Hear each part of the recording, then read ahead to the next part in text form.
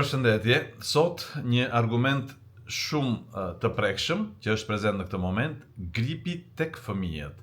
Dy këshilla për prindrit, nuk duhet të zgjatem me shpjegimin e gripit, e kemi thënë disa herë, por aq kisha njoftuar që në shtator, tetor, më në fund ka mbritur edhe në Shqipëri, gripi A, H3N2 dhe virozat e tjera janë prezent, ajo është me një shfaqje të vrullshme, të menjëhershme të temperaturës që persiston në nivele të larta dhe me shfaqje të menjëhershme.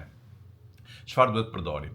Paracetamoli, pavarësisht emrave komercial, ai është paracetamoli që përdoret për të ulur temperaturën tek fëmijët.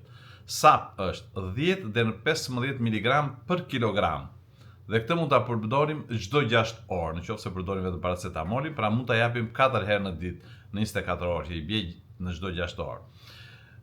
Siç thash, doza është 10 deri në 15 mg, intervali çdo 6 orë dhe efekti fillon mbas 30 deri në 60 minuta dhe jo të këtë gjithë njësoj. Kështu që nëse i jepni një medikament fëmijës, prisni kohën e reagimit që të ulet temperatura.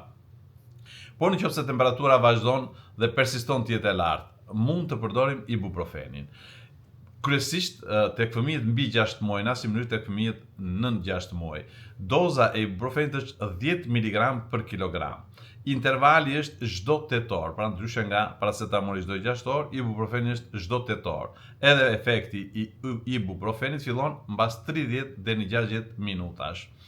A mund të jepen së bashku, a mund të alternohen me njëra tjetrën? Po sigurisht mund të alternohen, por ibuprofeni i jepet vetëm mbas 4 deri në 6 orë pas marrjes paracetamolit. Pra, një shembull praktik është nëse kemi marrë në orën 12 paracetamolin, në orën 4 ose 6 në mbasdite ne mund të marrim ibuprofenin.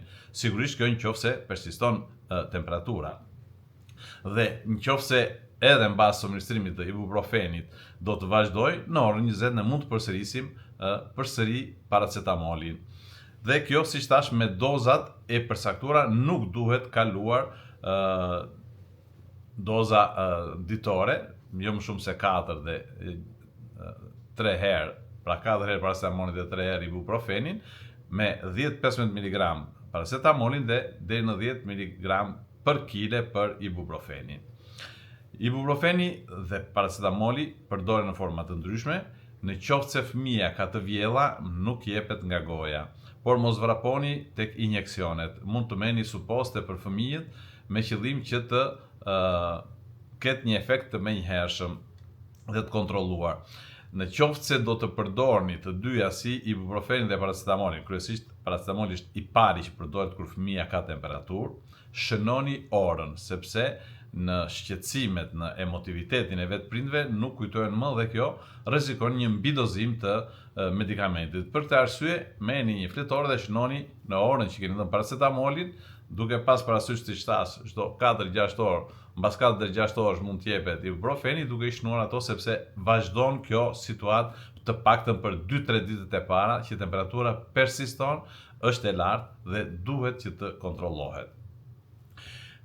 Mos i jepni ibuprofenin nëse fëmia është më pak se 6 muaj, ka dehidratim, ka të vjella, dyshohet për sepsi, si gjendje febrile ose një gjendje septike, i themi, kur është infeksion bakterial, dhe ka sëmundje renale ose ulcer gastrike.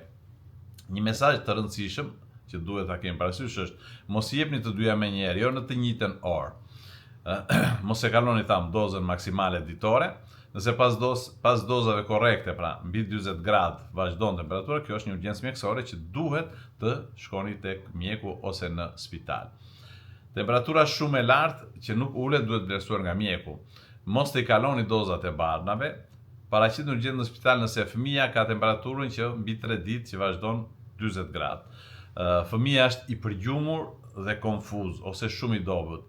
Përgjumur dhe kur i flasim në këtë përgjigjet, konfuz që nuk kupton ku ndodhet ose thot gjëra pa kuptim, shfaqen konvulsionet, pra krizat, të cilat shkaktojnë kontraksione të organizmit, sidomos tek fëmijët, ka vështirësi në frymarrje, nuk pi lëngje, por sidomos një tregues i veçantë i dehidratimit është fakti kur fëmia nuk urinon.